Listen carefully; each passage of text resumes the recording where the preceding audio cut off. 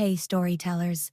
Welcome back to Tinkles and Tales, your favorite place for magical mystery stories, suspenseful adventures, and audio thrillers that take your imagination on a wild ride.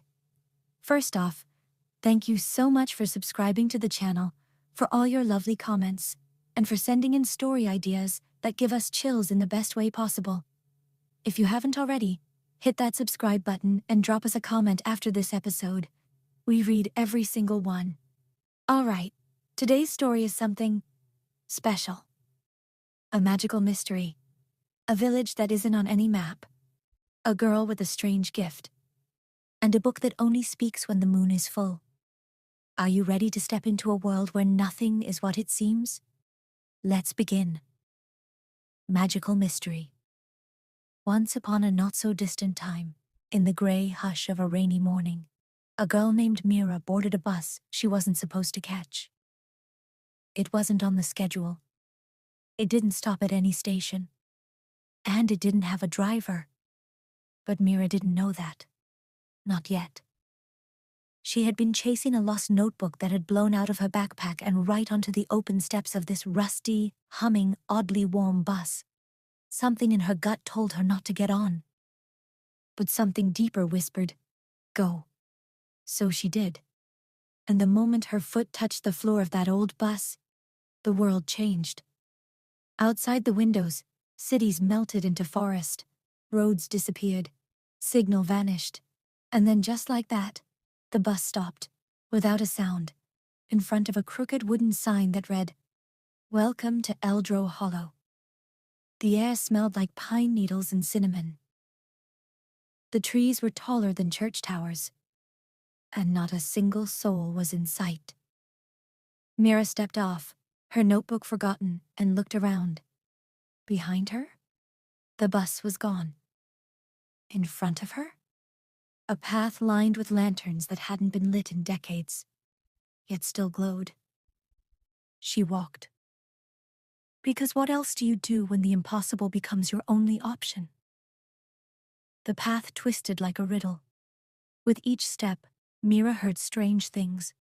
The flicker of invisible wings, whispers that sounded like her own voice echoing back to her. And then she saw it. A little village with crooked rooftops, red doors and windows that blinked, not shone, blinked.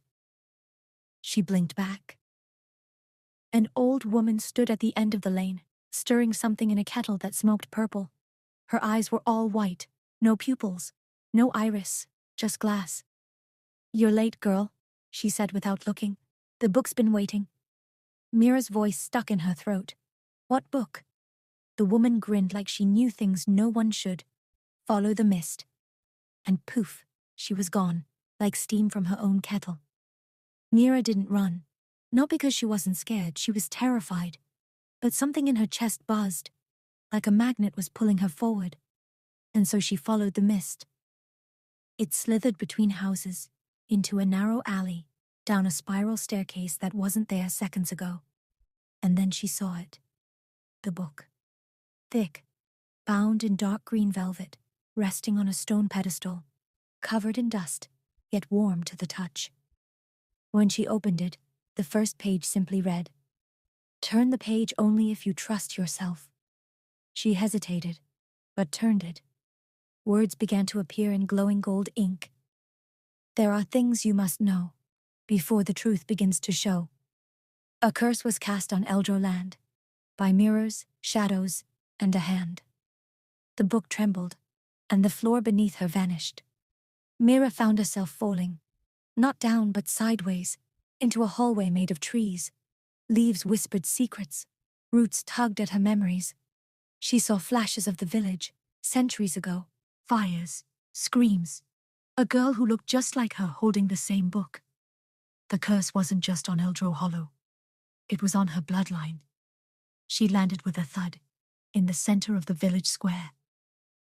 People, no, figures, stood around her now, their eyes blank, their mouths sewn shut. Their shadows didn't match. One of them held out a mirror. "Look," he croaked. Mira looked, and saw, not herself, but that girl again, the one from the vision, Same face, same book. Only this time, the book was open and burning. The figure whispered, "Break the loop, Mira, or become the next story." Mira screamed. The village cracked, the ground ripped, lanterns shattered. She grabbed the book. Pages flipped on their own, and suddenly the answer was there, written in gold. "Speak the name of the one who cursed us. Speak it, and you'll set us free." She didn't know the name, but she knew the feeling. Cold, hollow, familiar. She touched her chest, the buzzing, the pull. And then she spoke. "My name is Alira." The name wasn't hers, but it was in her. Old, buried, forgotten. The sky turned silver. The villagers began to fade. The book closed itself with a thunderous thud. And Mira remembered everything. She had been here before. She had tried to fix it before.